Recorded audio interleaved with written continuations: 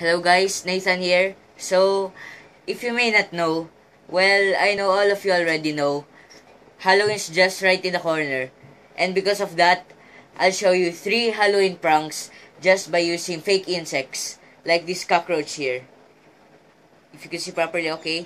So, let's get it on. So, before we start the prank, we will need 2 important things. The first one is tape, and the second and the most important is the fake insects.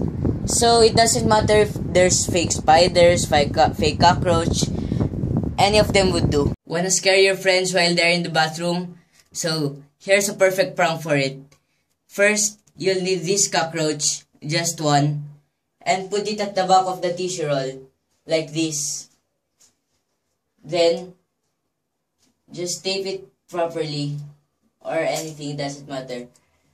Then, put it back in, and cover it up.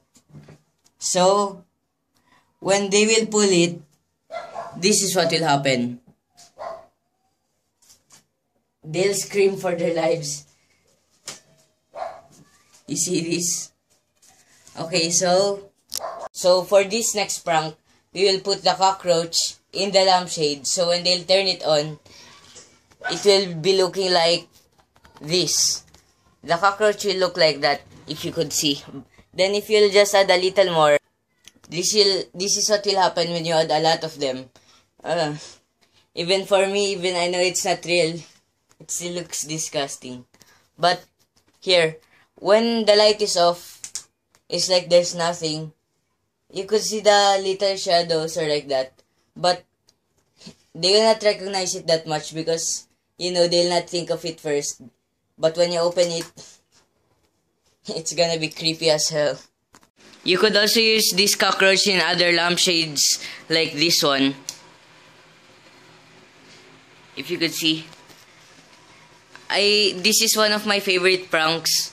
Okay, so here. And for the last prank, if you're too lazy, well, just throw the cockroaches at them and scream, "Cockroach!" Well, that's all guys. So please like and subscribe. Oh wait guys, if you're having a party in Halloween, then you could serve one of these. All you have to do is have milk and cereals. And that's all guys. Happy Halloween!